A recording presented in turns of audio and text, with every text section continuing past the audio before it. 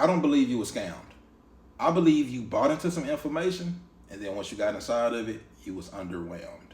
But the problem is, you was sold on the information to begin with, and a lot of y'all can't tell when you're being sold on information and when somebody's actually teaching you information. See, when somebody's selling you on something, they're always pulling your emotional strings. And it could be in any direction, but they're always pulling you emotionally. And it's not ever on the actual information. Let's just say in this instance, government contracting. They're never actually talking about or teaching the actual government contracting. They're talking about everything around government contracting. They're probably talking about how much money you can make. They're probably talking about the vacations you can take. Or they're probably even telling you, if you buy this program right here, you're going to win all of the proposals. Now, when somebody's actually teaching you the information, they're actually going into details on the actual steps. They're telling you about the systems. They're telling you about the actual strategies. They're actually going into detail on how to actually do whatever it is that they're teaching, not just the information around it. They teach in it. Now, you said that she always talks about other people scamming, but you feel like you got scammed by her. But that's actually another sales tactic. A sales tactic is always to pull on the fear emotion, hit the amygdala. Like I said, I know a lot about sales.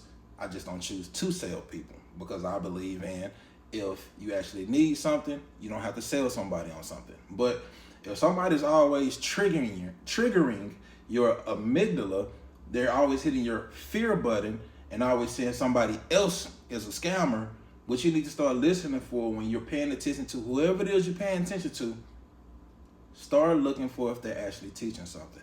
Can you get a pen and pad, go to their videos, and actually just learn information? Can you scroll through their timeline, watch their videos with a pen and pad, and actually write down the information that they're teaching you and say that you feel like you've gained something from that information? Also, another clue is just look inside of their comment section. If somebody's been teaching something for a year, 2 years, 5 years, 10 years, 15 years, they should have results from some sort of students inside of their comments by now. It should be somebody inside of their comments saying, I won a contract from being in this person's program.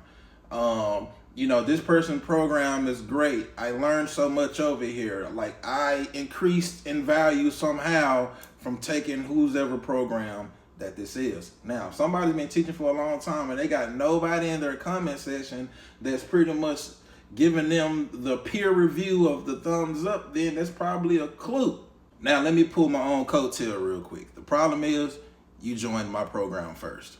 See, I provide so much information inside of my program that if you take my program and then go to somebody else's program, you're going to feel underwhelmed, not because of their information being so little, but because I give so much. Now, the thing is that I love to provide value. I am going to give you information that you didn't even know that you needed.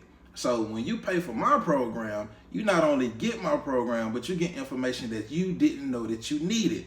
But if you knew what you needed, then you wouldn't actually need it, right? You come to actually learn information you didn't know you needed. So I teach business. I don't teach government contracting. I teach business strategy, sales tactics, sales strategies, how to formate your business, how to get everything in your business perfect. And then we treat the government like a customer. See, that's the difference in between me and other people. I don't necessarily teach government contracting. I teach business. See, before I had a major in business, I've always been major in business. But there really is some people on social media that's some good teachers. But what I've noticed is their videos don't get a lot of views. And it's crazy. The ones who get the most views are the ones who are consistently pulling your emotional strings.